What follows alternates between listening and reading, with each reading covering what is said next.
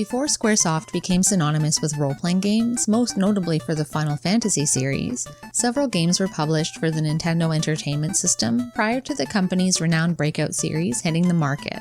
Games such as King's Knight and Rad Racer were earlier titles introduced on the NES before North America received a localized version of the inaugural entry into what is arguably the most popular RPG franchise in all of gaming by today's standards.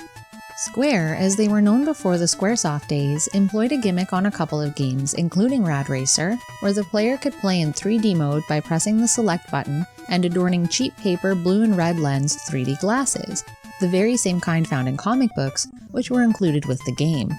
The 3D Battles of WorldRunner was the second such cartridge to utilize this feature on the NES and was a major selling point for the game as indicated by its title. It was also the second Square game released in North America back in '87, published by Acclaim. In 3D WorldRunner, you assume the role of Jack, an intergalactic enforcer on a mission to rid 8 planets of vile serpentine beasts. Each planet resembles a checkerboard, and in a third-person view, the player maneuvers Jack on an auto-scrolling plane similar to that of Space Harrier.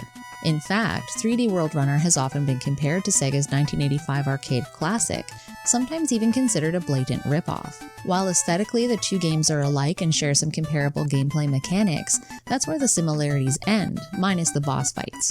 We'll cover that in a minute here. Unlike Space Harrier, 3D WorldRunner is strictly set on the ground where Jack has to avoid enemies and obstacles, all the while jumping over bottomless chasms. The screen scrolls forward automatically, taking advantage of stereoscopic technology to emulate the illusion of a 3D effect. While you can control the speed in which Jack moves forward, the scrolling never ceases, often requiring quick reflexes to stay alive. Adjusting the speed of Jack in midair is especially crucial, where a variety of short to lengthy chasms are encountered. A multitude of baddies also litter the field in the form of cutesy-looking aliens such as White Willies, and these Lola-looking characters called menacing meanies. Touch one and you're dead. Luckily, the landscapes you traverse are peppered with columns that often release power-ups to aid you along your way. A bottle of potion allows you to absorb an additional hit of damage, while the missiles enable you to take to the offensive and blast all of these adorable monstrosities back to cutesy damnation. Except the handmen. Arguably the worst of the bunch here, these wannabe hamburger helper mascots impede your momentum as if you're running into a brick wall and cannot be destroyed. Avoid them at all costs. The 8 worlds that make up 3D WorldRunner are broken up into 3 or 4 sections, each with a time limit, loaded with enemies, obstacles, and items. Balloons can also be collected within certain levels, warping you into a bonus stage where goodies and extra lives can be obtained. Stars can be collected throughout for extra points, but more importantly, often serve as a trail of breadcrumbs, usually directing you onto the most efficient path possible. Each stage concludes with a serpent beast where gravity is no longer an issue and turns into a more Space Harrier-like fight where Jack can move freely across the screen.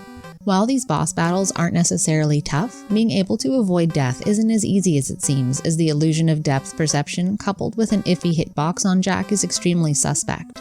In later levels, the difficulty is artificially increased by forcing you to take down multiple bosses, one after another, beginning on stage 2.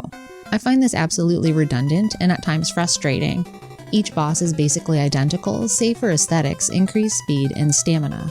And speaking of aesthetics, 3D WorldRunner is a very colorful and vibrant adventure.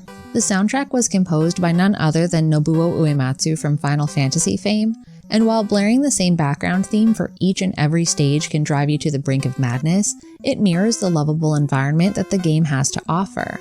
But that's where the cuteness ends, because the difficulty of 3D WorldRunner is downright ugly. The game requires a ton of practice and lots of memorization. Trial and error is abundant here, often needing to be a half step ahead of the game, knowing exactly where to run or jump to next.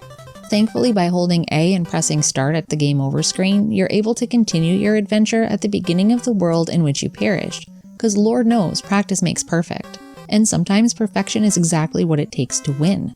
I'm looking at you, Stage 6.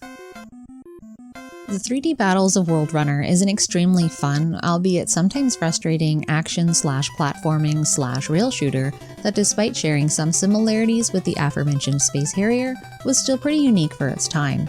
The 3D mode is mainly a novelty, as playing with the glasses makes things a bit difficult to see, but you gotta give Square props for trying something new and innovative during the 1980s. This game is still very affordable, so if you're curious about this one, I say give it a shot. Don't be fooled by its cute mask. This game will challenge even the most seasoned of players.